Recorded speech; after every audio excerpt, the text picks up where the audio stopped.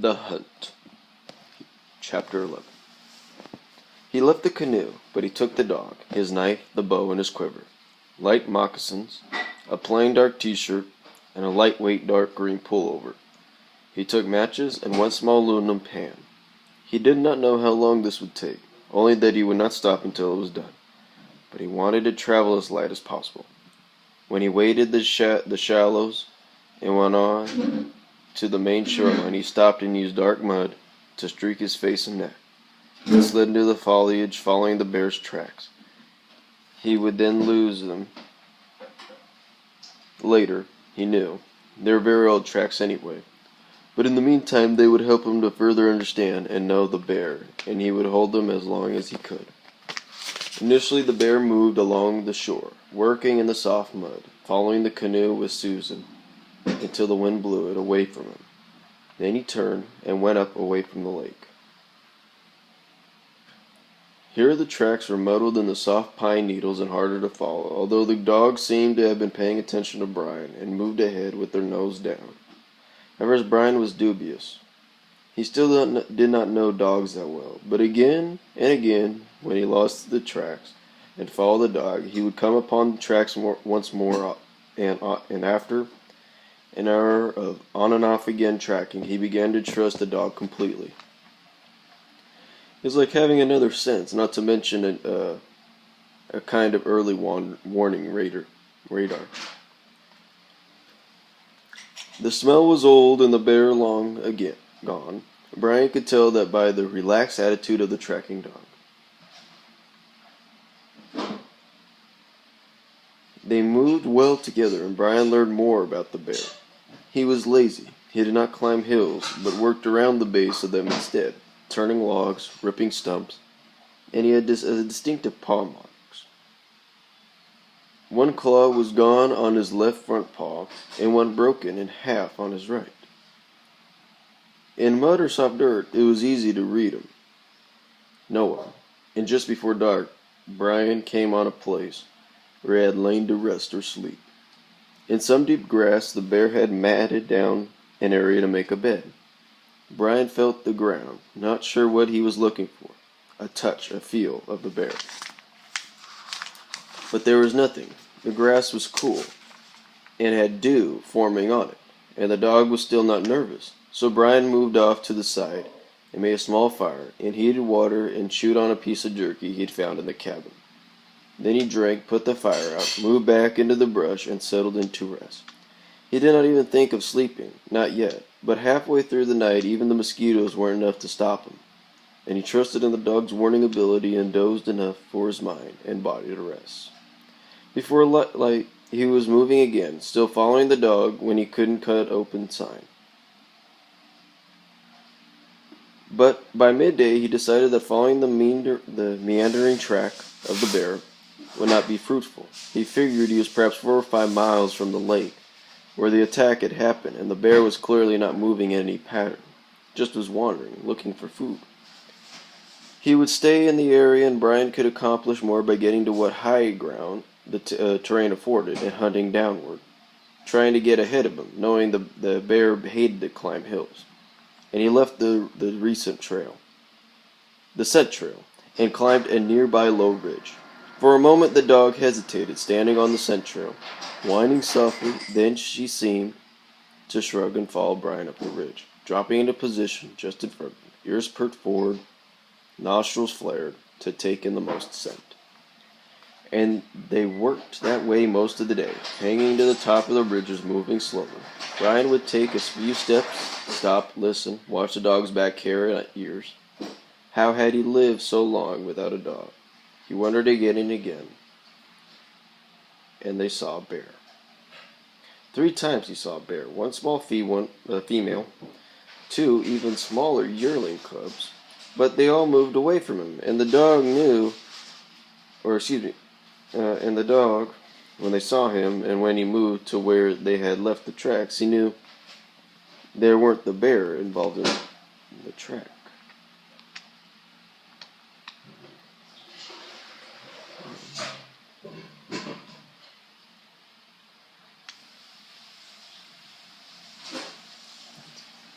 He knew the attacking bear's tracks, how his right front paw toed in slightly along with the missing claw and broke other claw, like a signature. And no new sign all that day, not until evening. They had moved across a ridge that led up a small hill, and somehow, hunting along the ridges, he had come back to a hill he moved across before. He did not know it at first, not until he crossed the top, the dog moving just ahead of him, and he saw a place where they had stopped to listen and rest. He recognized the scrub oak tree he had leaned against because it had twisted, bent fork about 4 feet off the ground. "Well," he whispered, his voice sounding strange to him, "you come around." He stopped because the dog had changed. She had been smelling the ground, and her back hair suddenly stood on end, and she growled. "What?" Brian moved to where the dog stood, looked at the ground, but it was thick with humus and grass. He could not read anything. He held his breath as the dog did, and they listened together, but he heard nothing, and he looked back to the ground, and did not see anything until he had gone 3 yards farther along his own old track. And there, where the grass had been worn by a white-tailed deer scraping, there was soft dirt, and smack in the middle of the dirt there was a perfect print. Large, huge missing claw, perfect sign, and very, very fresh. It was the bear, and it was following him, tracking him, hunting him, hunting him. And just for that second, that long, long second, Brian went from predator to prey, felt a coldness as on his neck, felt as a deer must feel when the wolves pick up his scent, as a raven must feel when the fox starts its run. Cold, no breath, everything stopped, no thinking, just that long second of something even more than fear, something very old, more primitive. The bear was hunting him.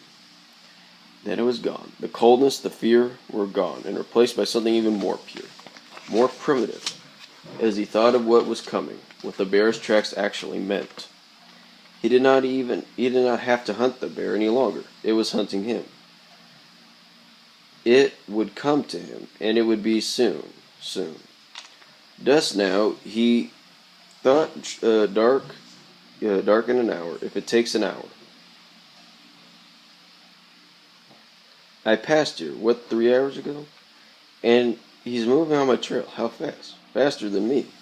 Certainly, he could be close, very close. In that split second, he happened to be looking at the dog. Saw the dog's head turn to the left, and he dropped, and turned at the same instant. Heard brush crashing as he fell. Brought the bow up, tried to pull the broadhead, but too late, all too late. The bear was on him, rolling, cuffing him. The bow was knocked out of his hands, flying ahead, arrows spewing out of his quiver. The bear strangely silent, pushing, pounding him as he first rolled in a ball. He knew that wouldn't work. Not now, not with this bear. This bear had to come to kill him, and he was going to kill him, and there wasn't a thing Brian could do about it. He tried for his knife, but the bear knocked it out of his hands, knocked his arm sideways, grabbed his left arm in his jaws, and flung Brian back and forth. That way he would worry a small animal. "I'm not going to make this." Brian had time to think. "He's going to win again. He's going to kill me." And then he heard the ripping growl of the dog, and it landed on the bear's back and grabbed, and the bear turned to hit the dog, knocked it sideways 20 feet where it lay, stunned, and then the bear turned back to Brian. But there had been that second, 2 seconds, and Brian was lying on the ground well away from his bow, but the arrows that had flown out of his quiver were all around him, and he grabbed a broadhead with his right hand. His left hung useless, and dove, following the arrow, into the center of the chest of the bear.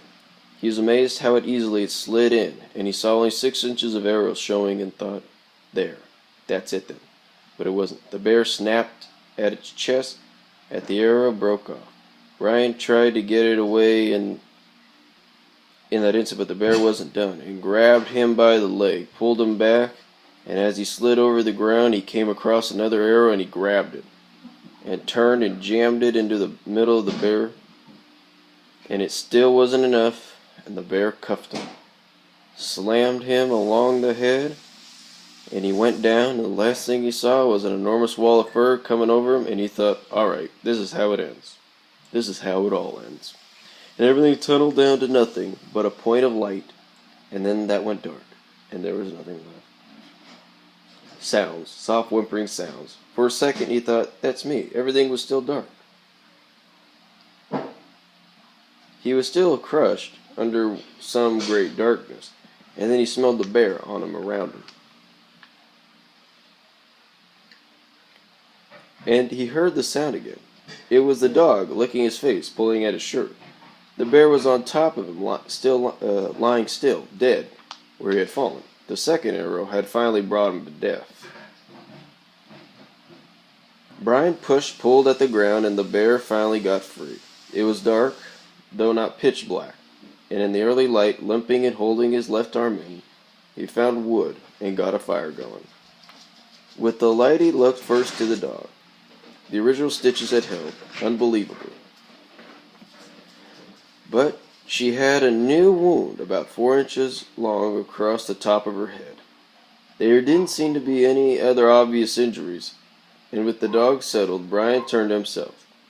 Bites in the arm, on his leg, but not great tearing wounds. His left shoulder seemed to be dislocated as he tried to raise his arm, when he heard a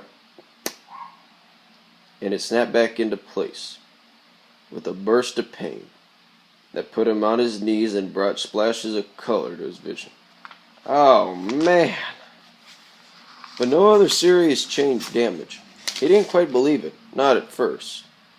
The bear had seemed to be all over him, hitting and biting, and he thought the wounds would be much more serious. He turned to the bear. The dog had walked around the carcass, her hair still up, growling with bared teeth. But when the bear had moved, and was obviously dead, she had moved closer, peed on the bear's leg,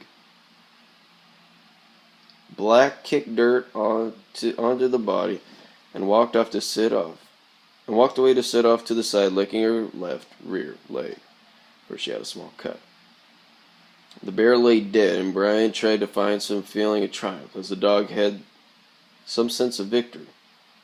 But all he could think about were David and Ann, and the great loss that Susan and her brother and sisters had their own lives now.